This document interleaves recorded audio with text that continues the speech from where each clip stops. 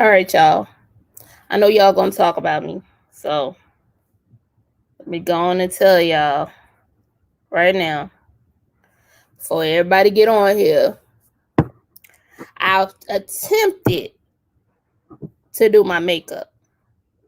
Attempted. I'm gonna say attempt because I feel like I look ashy. I feel like I look ashy. So look, y'all don't be giving me no hard time. I know, but it was like too late for me to go ahead and wipe it off. So this what we got. But I'm gonna go ahead and bring my guest in tonight. We're talking about mental health, so like, don't be clowning me too bad. And one of these lashes is like all up here. I was trying to play around in this new palette I got, so forgive me. Don't talk about me too bad, but I'm gonna bring my guest in. Hello. Hi, don't feel bad. I think you look good. I just came from a run and I look like I just ran through the swamp. I'm so hot. How are you? I'm good. That's good. I didn't know you did makeup. I I think don't. it looks nice. I Oh, don't. it looks nice. I just like I play around on my own face. That's about as far as it go. But I haven't touched my makeup in like forever because Hmm. I only wear makeup when I'm going out. But I ain't went nowhere because of the Rona. So That's true. Like, where do and we have to I go? got this new I was in CVS and I found this new little palette or whatever Hmm. from it's salt and pepper. It's a salt and pepper palette. Okay. Yeah, so I was Okay. like, oh, let me try this out. And then I'm like, okay, child, with this light and stuff, I'm like, okay, maybe. It looks nice. It looks nice. It does look nice. Look glamorous. But I would like you to go ahead and tell the people who you are, what you do with your organization. Um, I know you from me finding you through the military. I think Military pay something. it was one of them military groups, but you've been a light to me, and you've been a great sister to me. And since I wanted to talk about mental health, I felt that you would be a great person to bring on.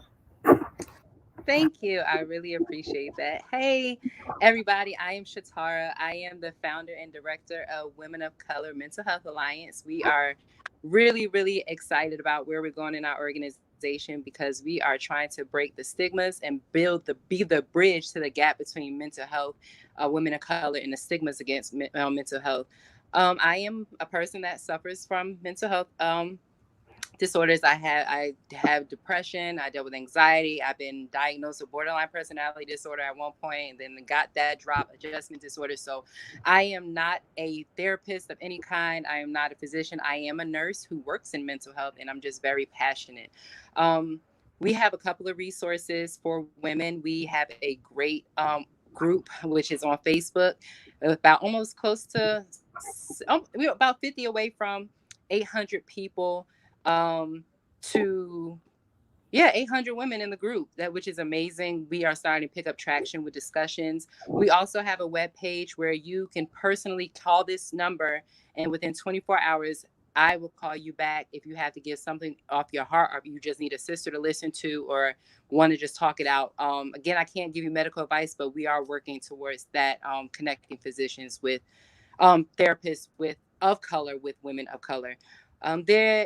So we are just excited, and we're just moving forward and just building and growing. We are going to do virtual mental health. We're going to call them wine and dines or pajama parties. We haven't figured it out, but it's going to be virtual meetings, or we just hang out and talk as a group of women and just get whatever is off our hearts and minds, and support. Sisterhood is definitely a big thing. I think the stigma of black women can't we can't be friends as black women, because, or the stigmas of black women don't help each other, because you got all these TV shows showing each other tearing us down. But I think we are, like, and I'm sure we are the prime example that we need each other, and we the only ones that understand us. So that's what Women of Color Mental Health Alliance is for. So the alliance part is that our goal is to connect with other organizations to help broaden, the resources and the education, to connect the women with them. So we are willing to partner with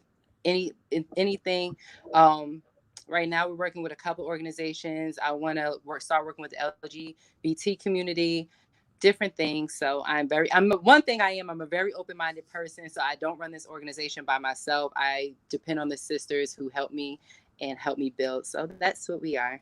That I was a just lot have to to say, I have to throw out there from myself to just for anybody else that may be interested, any other women, like if you're interested in joining the group, make sure you can send a message to me or Shatara.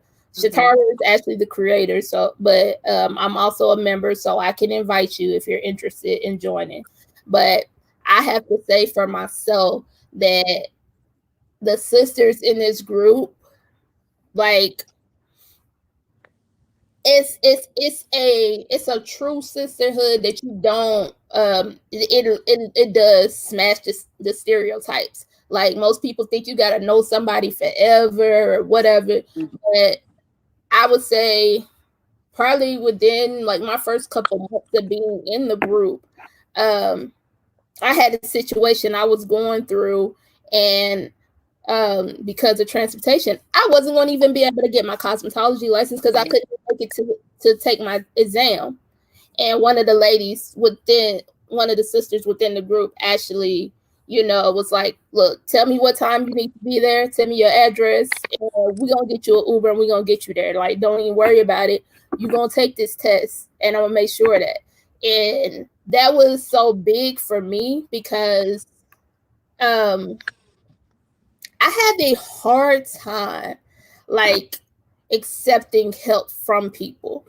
Right. But like not saying that there had to be people that have helped me, but because like I've dealt with things that like where people might throw it in your face if they help you, or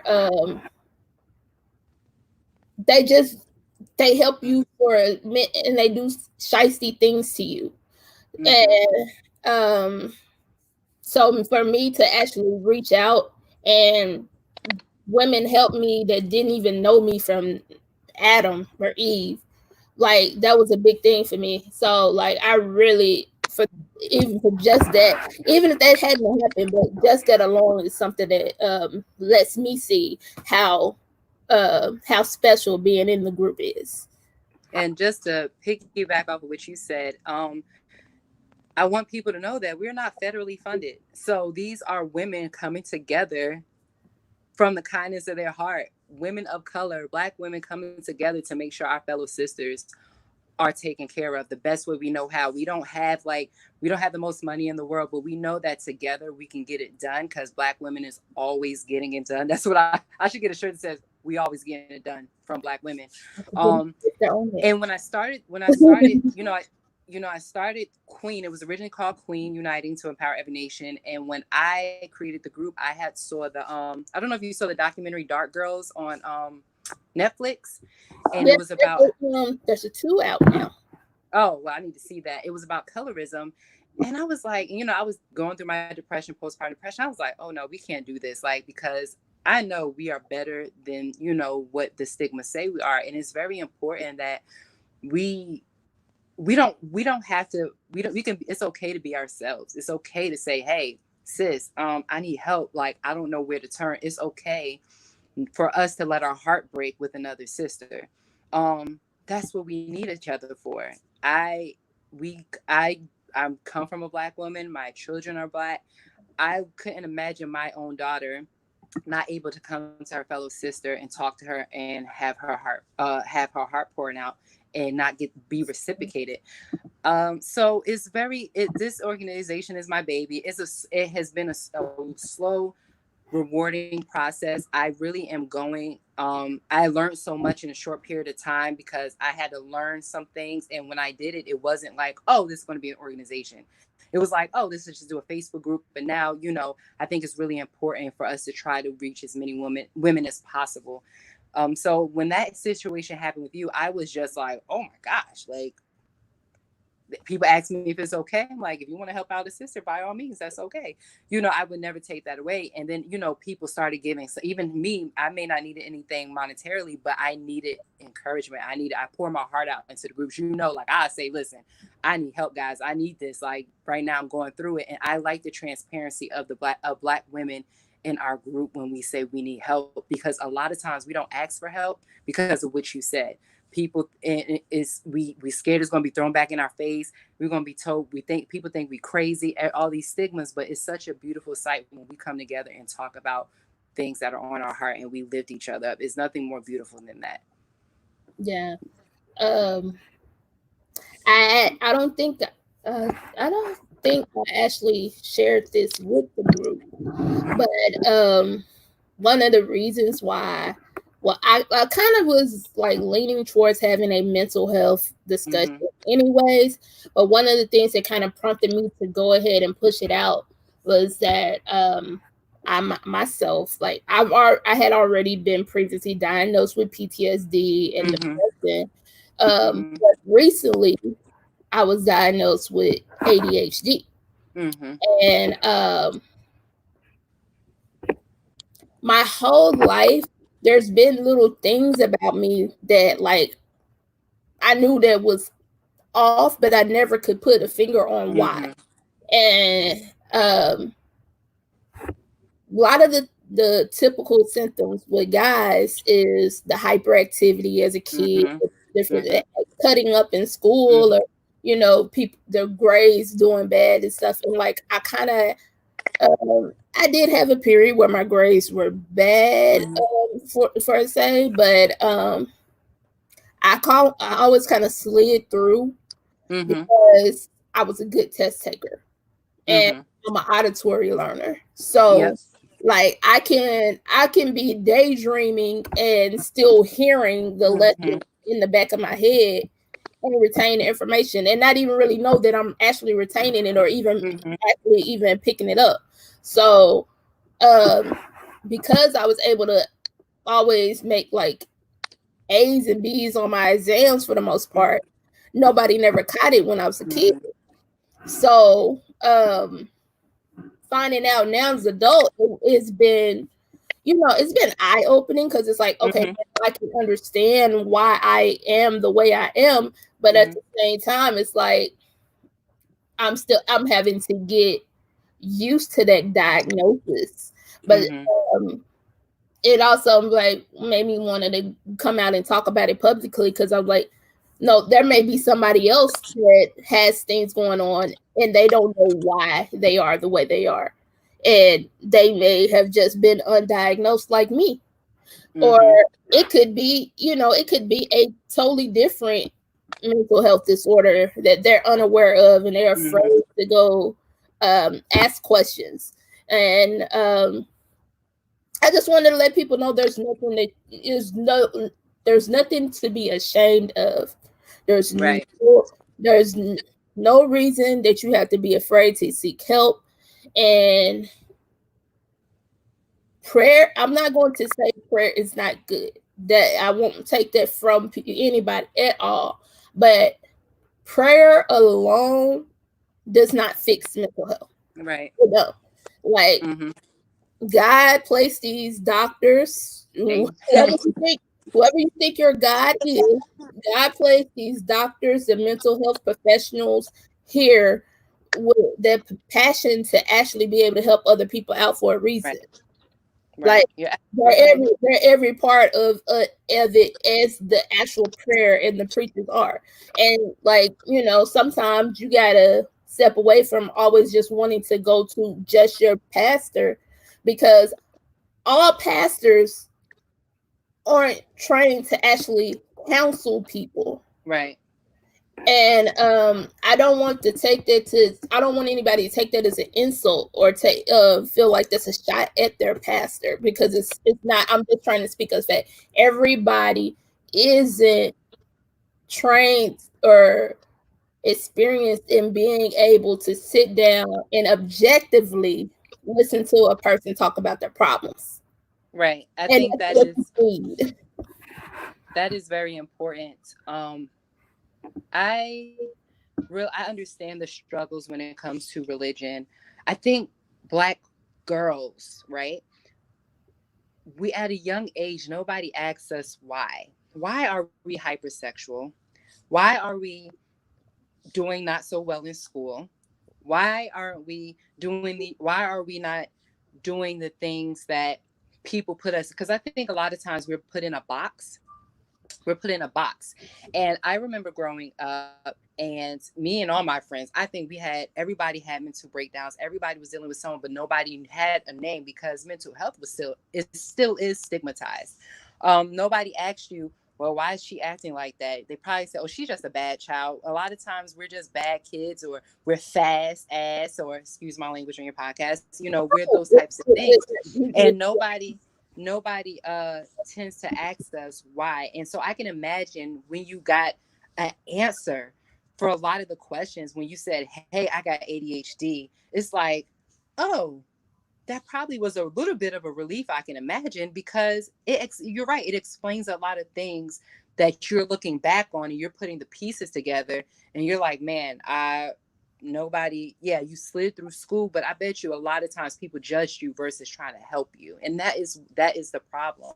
When it comes to church, a lot of times people are very conflicted when it comes to many things, right? And as a woman who is a believer of God, um, you're right. I look at certain things in the Bible and things like that, and I'm like, man, everybody went through something, right? But you're right, God put these people on earth to help us. I wish mental health, it is starting to be more talked about in churches that I see. But if you need the help, you need to go get the help from somebody that knows how to break down diagnosis, knows how to see through, how to go through the path of your life to see why you are why you are the way you are. When I recently, for me, you guys inspired me. I recently went to the doctor, and I said, listen, I need something. My anxiety is just getting out of control. And I told them, I said, I have a whole Black family. I have Black friends. These race relations is driving my anxiety up the roof. Like, I cannot, like, I have to stay up, wonder where my husband is, and things like that. So we have to talk to each other. We have to work. We have to stop going against each other. A lot of these, I believe that it starts with us, and I'm very proud of you for sharing that story. And I'm very proud that you went and got the help that you need. I know back in the past you told me a little bit about yourself, but it's very important. I was grateful that trusted me to be transparent and share those things with me, because I really genuinely care. And people do care. And that's the thing. I think Black women think nobody cares about us. Like, some Black women, we do care. There are women out there that we care for each other. So I'm proud of you. I watched you grow since last year. I remember I was trying to get you to certain things, and you were like, I can't get there, and I'm so proud of you that you're able to accomplish your goals, and somebody planted that one seed to get you to your test, and you took off from there. And I'm so proud of you. Thank you. I'm proud of you too, because I know you didn't say it, and this isn't. I mean, you're not here representing the military, Yeah. so Yeah. we want that perception to come in that play. However, I can say that I am proud of you for one, going over from the enlisted side over to the officer side, Thank you. and getting your nursing degree and being part of Thank the you. nursing corps. I So, know. like, that's a big thing, and I know you don't want to probably big up yourself for that, but I'm going to give you your applause and your pat I on. appreciate that. These are moments that is important. Like, I like seeing, like, from our growth. I like seeing, like, I from the time where you're down and out, and I love seeing how, even though you still might be going through your things, I like to see the growth, and that contributes to what sisterhood is all about. If I see something on your Facebook page, I'm like, hold up, wait a minute, let me check on her, or say vice versa. Those things are very important to our growth, because everything we do are seeds, whether no matter how big or small. And I just hope, my hope for the women that are in our group knows, like, man, we may not have everything, but we got each other. We know that we're going to listen to your story. We're going to root for you. We may not have all the answers, but we're going to be, hey, how can we support you? What do you need right now? And that's like my favorite question to ask. And that goes a long way. Those questions matter. Those questions like, hey, how you doing, matters. And I love seeing your growth. I love seeing the growth. That just makes me feel like my purpose on this earth is where it's at. Yeah. I don't know if she's still here, but I saw her pop up. My friend Brittany. You know, we know each other from our hometown, but like me and her have had a lot of discussions about, you know, our own issues and stuff. And it pains me to say this, but I would say I think the courage of me and her being able to actually seek help and be open about our mental health came from us getting away from our hometown. Right. Because unfortunately, I'm not trying to offend nobody by saying this, but there is a particular mindset of people in my hometown. They had and it's, you know, it's still within the Black community as a whole. They represent the mass part of it. They don't represent the part that people have gotten progressive and people are open to actually seeking help. People like these are the things that I do this for, because I know that a large portion of my following does come from them. So I want them to hear me be honest, open and honest about this. Is like, you know, it's okay. You don't have to feel like you got to be in that box. It's okay to think outside that box, and it's okay to feel, you know, like you don't fit in. You don't try to force yourself to do something to feel like you got to fit in. If you feel like there's something wrong, like, go talk to somebody. And if you ever, any of y'all, if y'all ever feel like you're at a point where you may be considering hurting yourself, like, I'll let you know. Like, I have a number that's public that you can call me and you can tell me, you know, talk to somebody. And if you need me to talk you off that ledge, I will do it. But they still have this stigma that like suicide or somebody who's attempted suicide is being selfish, and that's not the case at all. It's the furthest thing from the case. In their head, they actually feel like, and because I've been there myself with my own, I wear my semicolon. This is mine. Mine says life is beautiful. That's like my semicolon. But you get this thought in your head that everybody else is better off if you're not around. Like, you're a burden to everybody else. So you feel like you're doing them a favor if you take yourself out of the equation.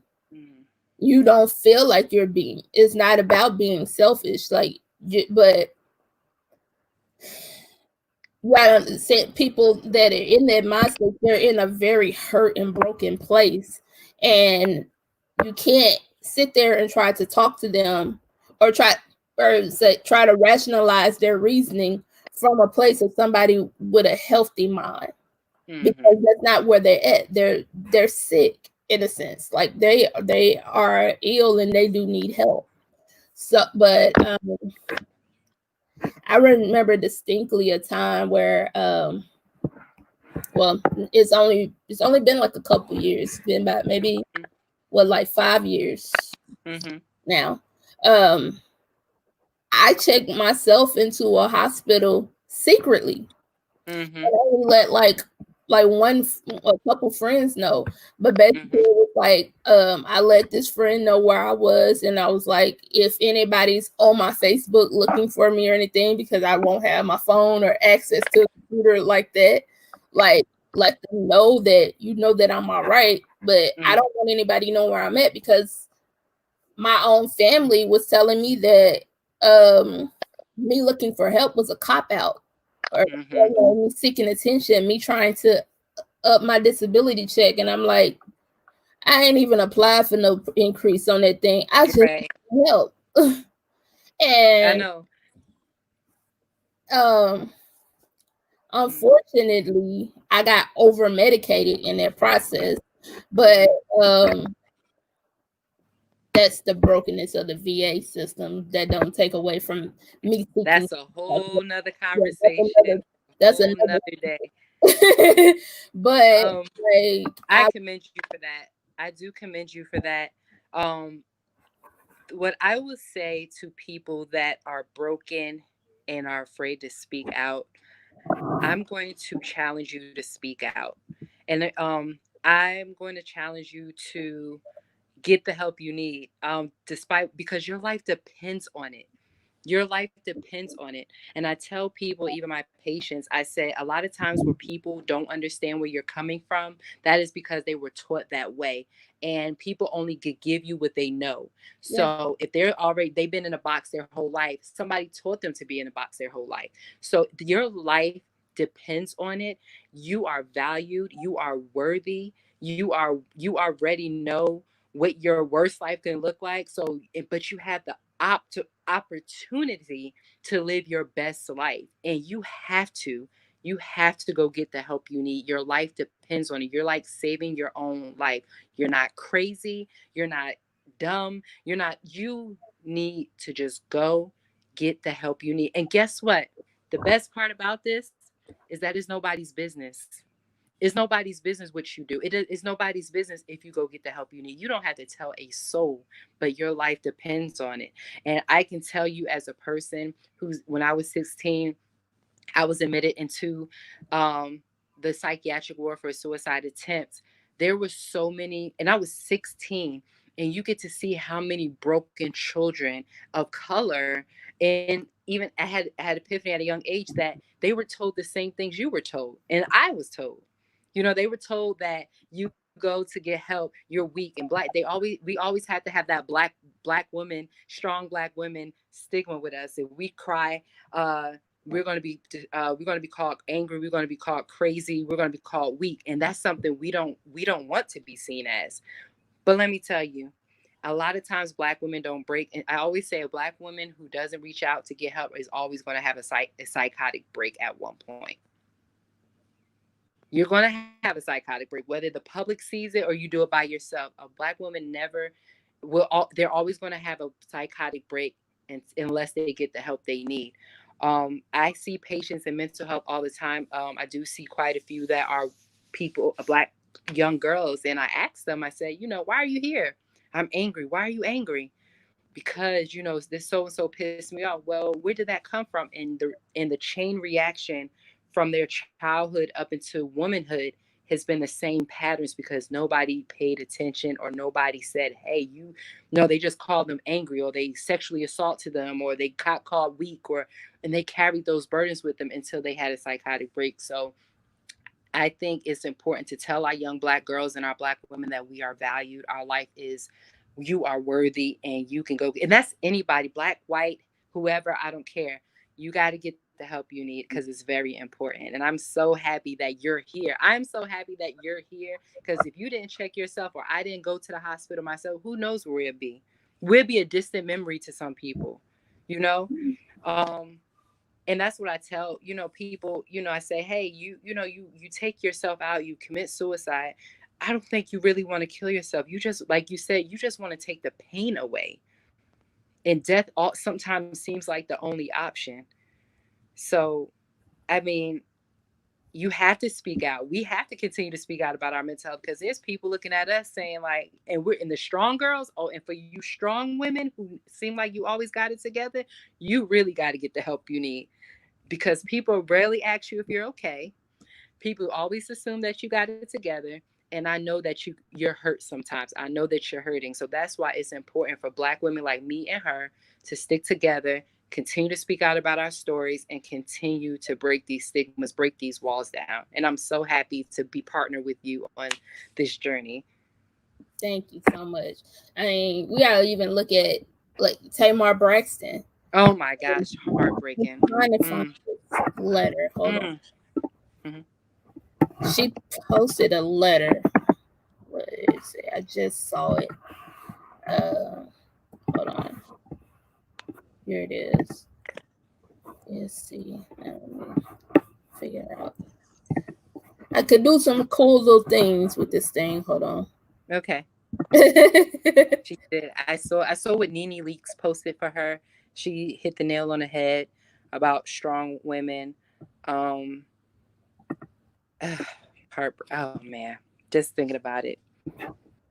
Because you know that space that you're in right before you feel like you want to take your life, you know? Okay, oh, that's really okay.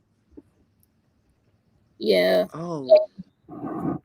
It basically says, hold on. Well, I'll go to reading the actual letter itself. Um, this is her warning to network executives.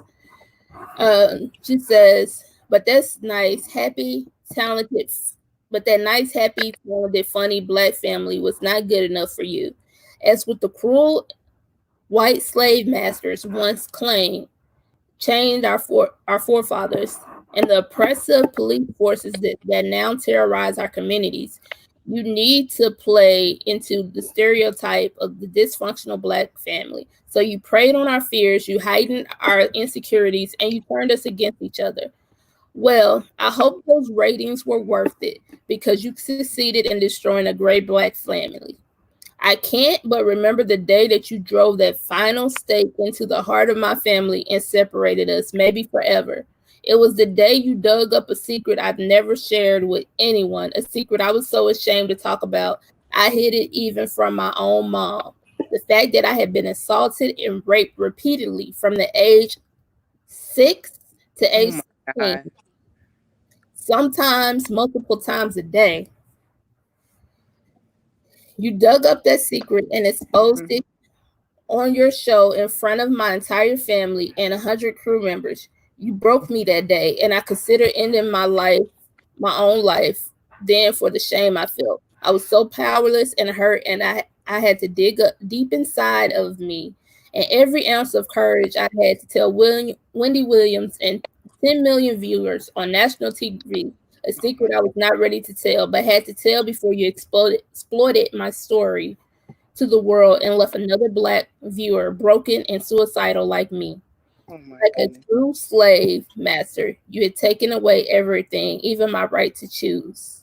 Through Mm-hmm. all of this, it breaks my heart that with all that we've lost, my family and I still get paid 16 times less Oh than my our God. white cohorts, many of whom we outrank with ratings. And through it all, we as Black females continue to work under slave like conditions with contracts that are choking us to death. And with your constant threats and aggression, you always remind us of the food chain in America where white men are on the very top Mm-hmm. and women of color at the very bottom. So maybe there's a reason why you didn't ask me my opinion because you really didn't want to hear what I had to say. What makes me cry desperately inside, however, is the fact that you won't leave me alone. I've been broken, I've been beaten, I've been raped, and I have been abused repeatedly as a child and as an adult. But all those experiences, this is the most traumatic.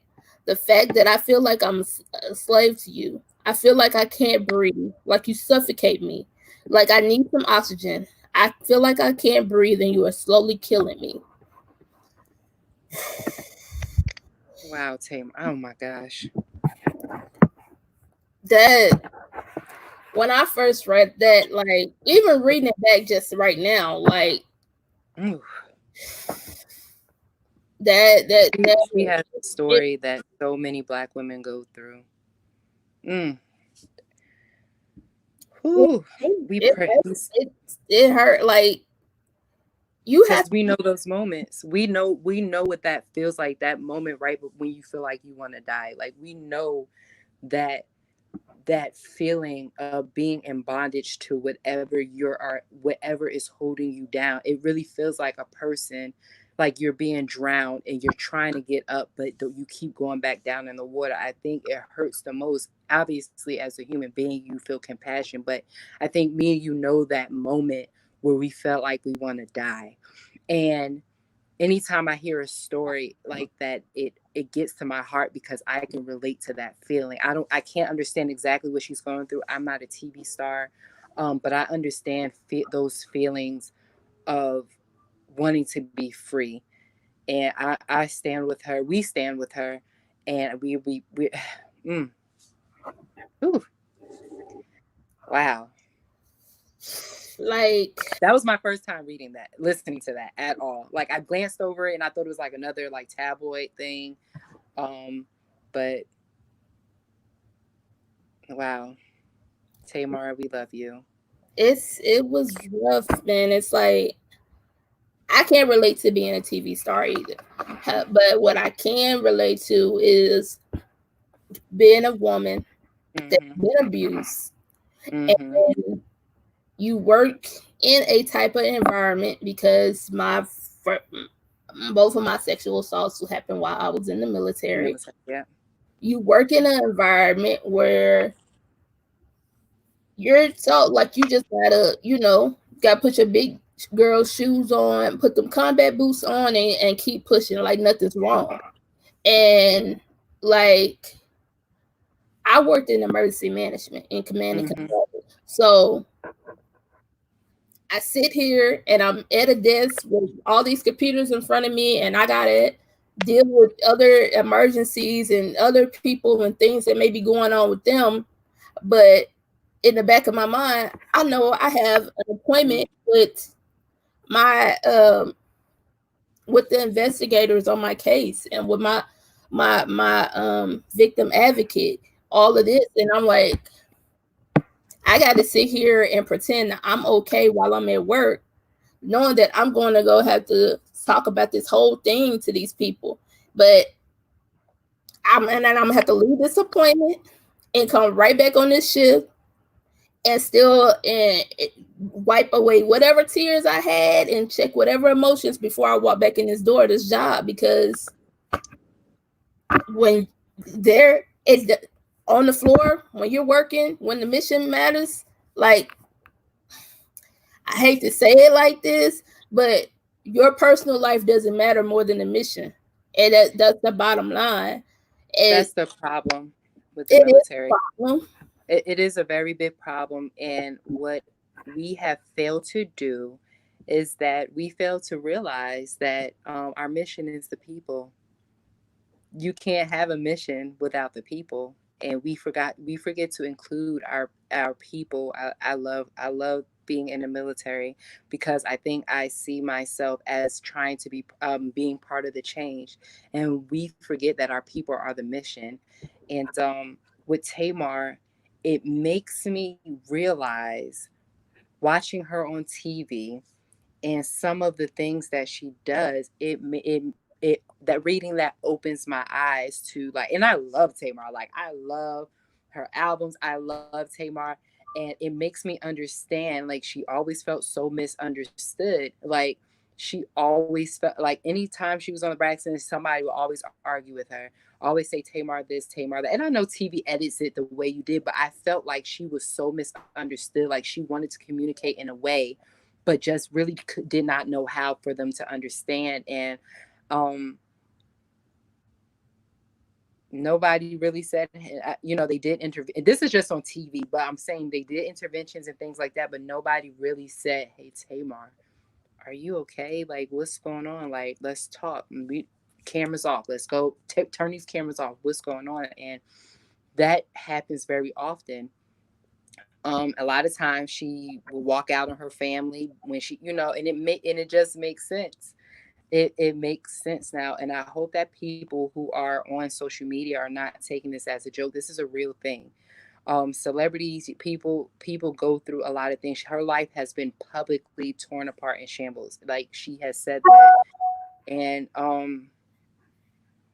with like you said, with sexual assault, a lot of times we women, we like you said, it's like it's two different personalities. It's like you have to hide that pain so deep. Um so deep, and then come to work, like, because you don't want to face being weak or being told that you're a slut or you did this to get this person in trouble. I have read it all over especially with the Vanessa situation in Fort Hood. I have read it all. I am so disgusted about a lot of things, and I'm sorry that that happened to you. I'm really sorry that happened to you, and I just, who, I hate to hear these things. I hate to hear it. We have daughters, we have sisters, we have brothers, we have.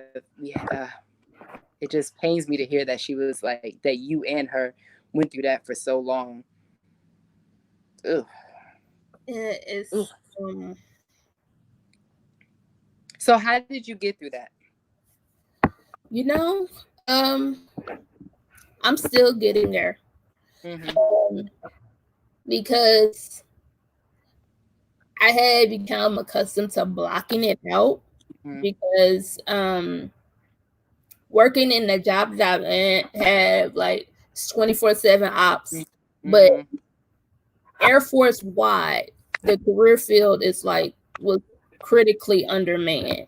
Mm-hmm. So that meant like being able to go to appointments, go to mental health and all of that, like, it would be them having to work the schedule around you being able to go and different things like that. And eventually, like, it just becomes too much of a hassle that you don't even go. Mm-hmm. And you just keep putting yourself and what you're going through on the back burner until like you fizzle out. Um, Even leaving the military be was like a direct impact of my mental health Mm-hmm. because I would say probably maybe a year or so before I got out. Mm-hmm. Um, everybody outside of the military don't understand this, but like your first line supervisor in Mm-hmm. the military, that's like your go-to for everything. In the Mm-hmm. civilian workforce, you only talk to your supervisor about something related to work. Mm-hmm. In the military, they know everything about you. So 3 in the morning, I'm having a crisis. Mm-hmm. Call my supervisor. At the time I was E5 and he was an Mm-hmm. E7 because I was the NCIC of my section. So Mm-hmm. of my additional duty. So that meant like he had nobody else was available to be my supervisor. Mm-hmm. So um I called him and I'm crying and I'm telling him I was like, I don't know what to do, sir. I don't want to be here no more. I can't live like this. I don't want to live no more. He took that and knowing that I had that issue and what was going on with me, I ended up in an accident. It like in that I ended up, after he calmed me down, I ended up revealing to him that I had been diagnosed with PTSD and everything. Mm-hmm. And he took that when I ended up get into a car accident like a month or so after that. Mm-hmm. Only him in the office knowing my background. I got into a car accident. I had a panic attack and started hyperventilating Mm-hmm. in the ER. They called him to come get me because they was like, we're not going to release her to drive herself home, but you could take her to mental health.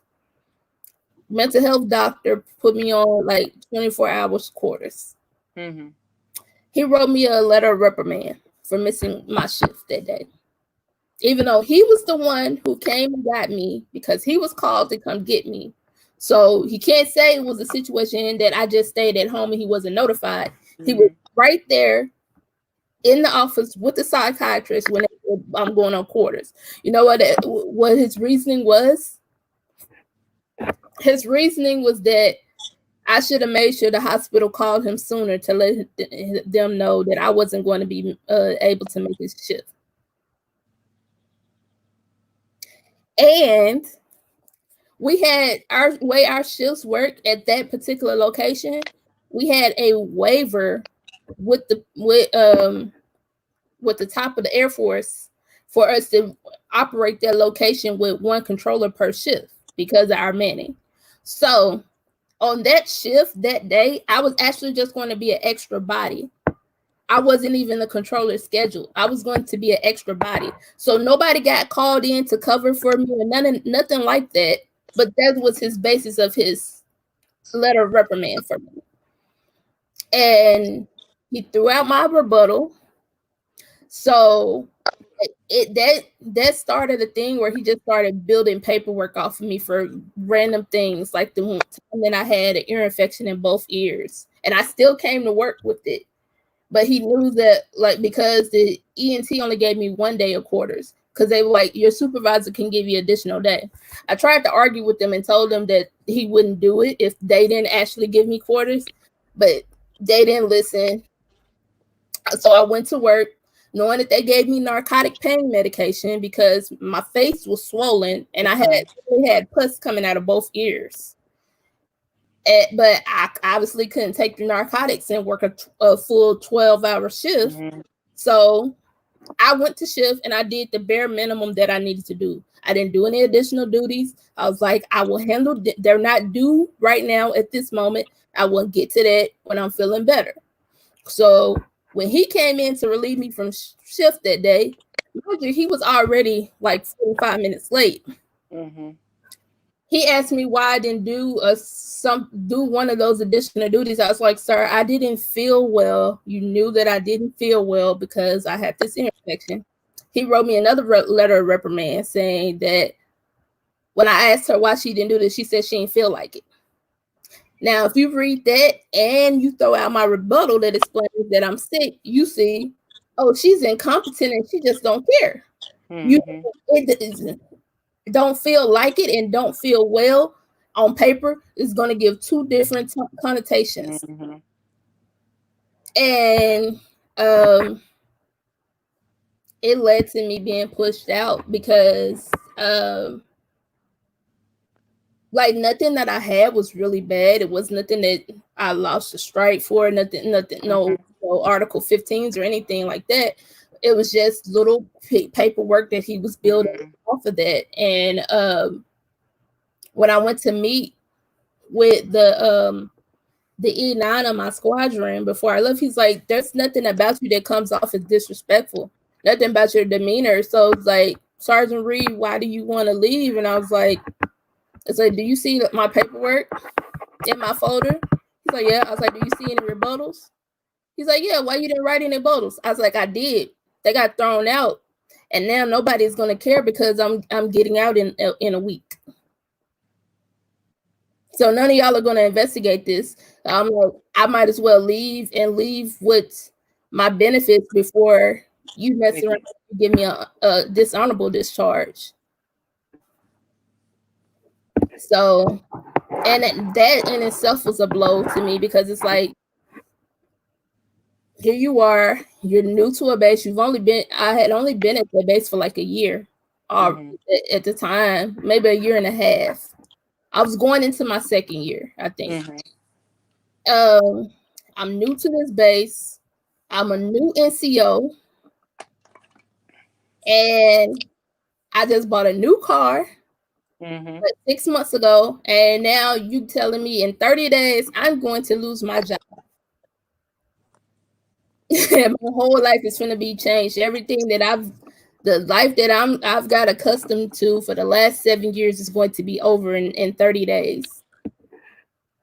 And I feel like I am just now. That was in 2013.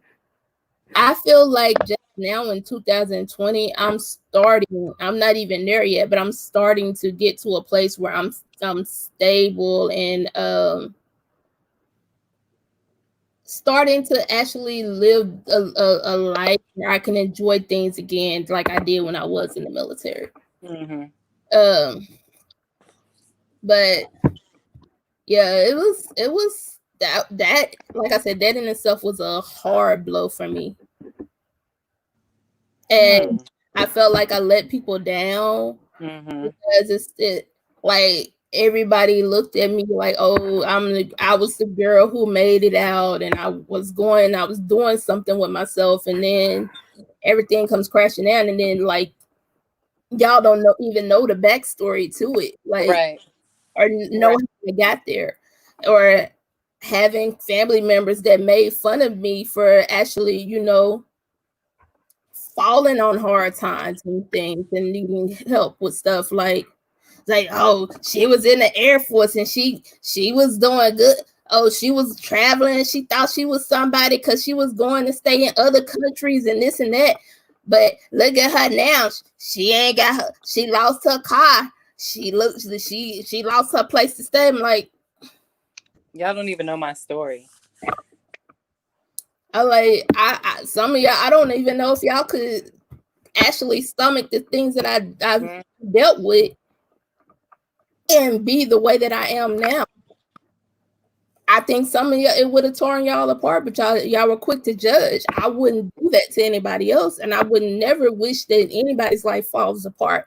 But it's just like just as soon as quick as you can laugh at somebody else and contribute to something that's already painful for them, you're making it worse by making fun of them by going because they're going Right. through that.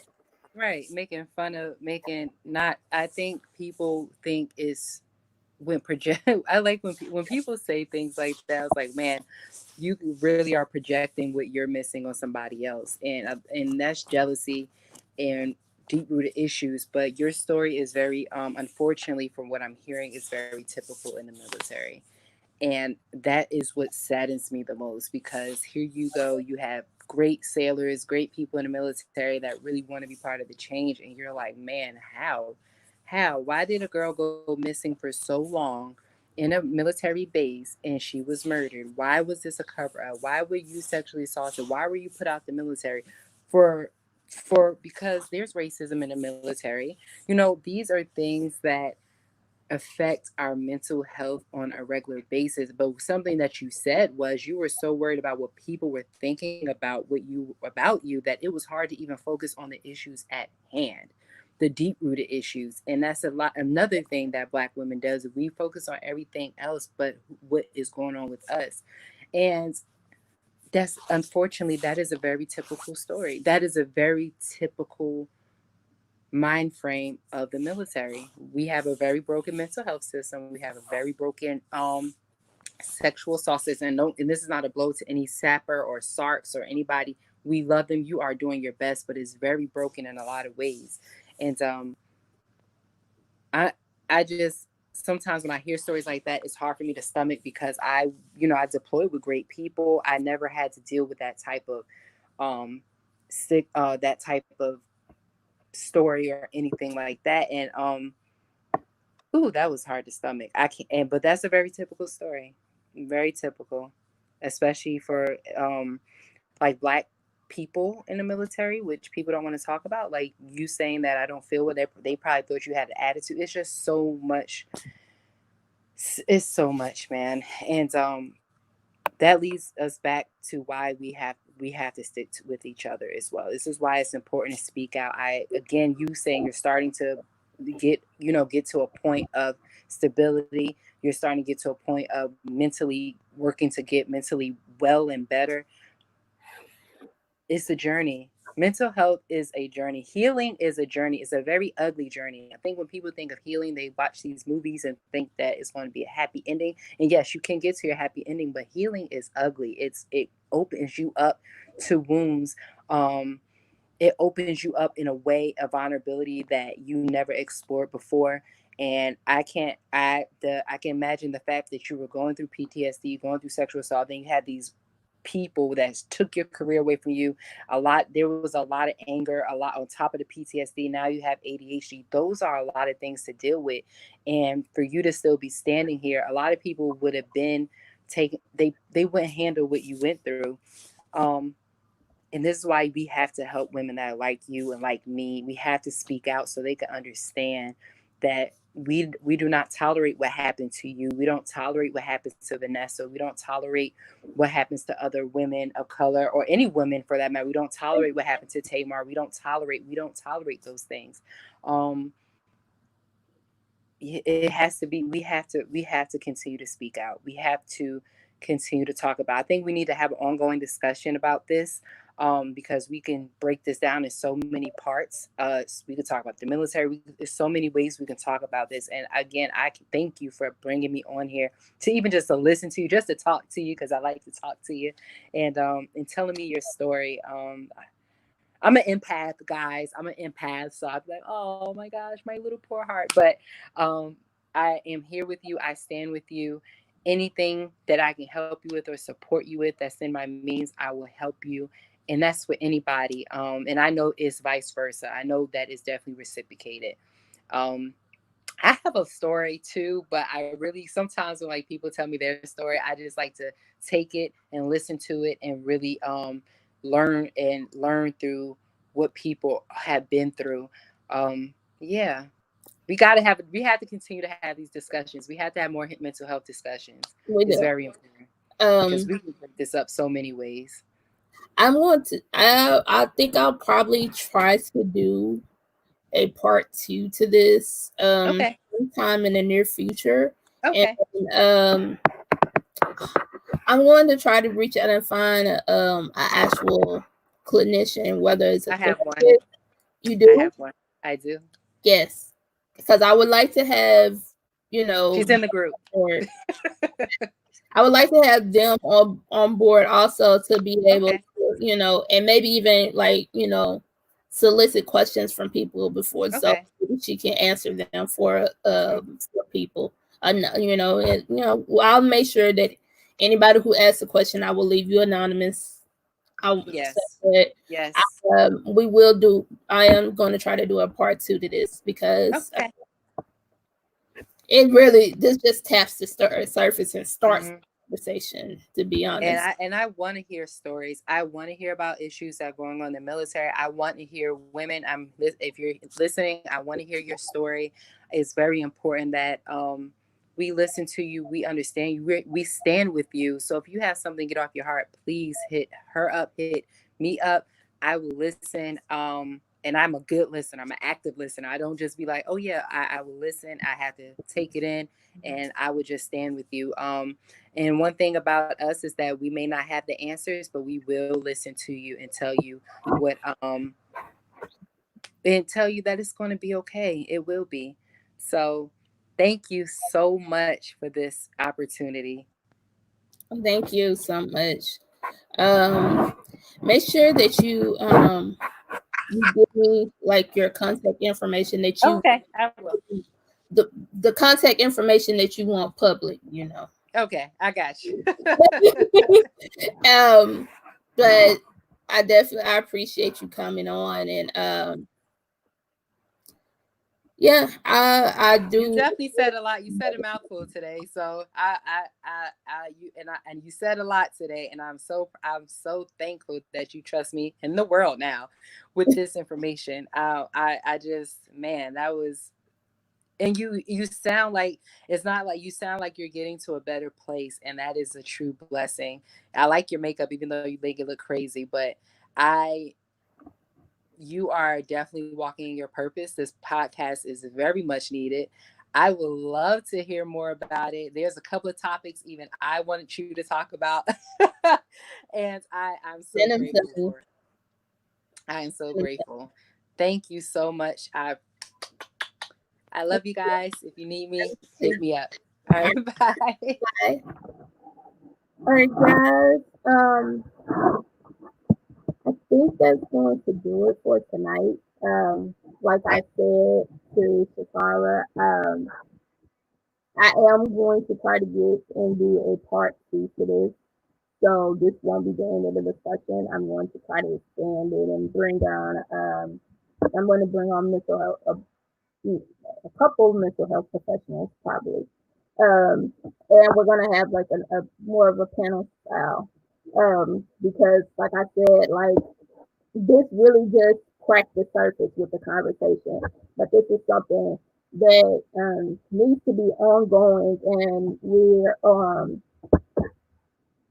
you got to do this for us. Like nobody else is going to look out for us other than us. So it's important for us to be able to talk to each other about everything. I see that lash is bothering me. I'm about to get off of here and take this off anyway. But I do appreciate everybody that came in tonight. I know this is may not have been what y'all were looking for. This was the this wasn't a it wasn't drama filled. I wasn't talking about a lot of hot topics or anything like that. But it was a needed conversation. So I appreciate you guys. You guys have a wonderful Saturday evening. If you're in, I will be safe. You know, Rona's still out there. And if you are in a place that, you know, things are still open and you can get out, do it with social distancing. And always have a plan, a designated driver, get an Uber, whatever. Uh, just be safe. We want all of us to make it in to get through 2020 and the rest of this safely as possible. So, love you guys. Good night.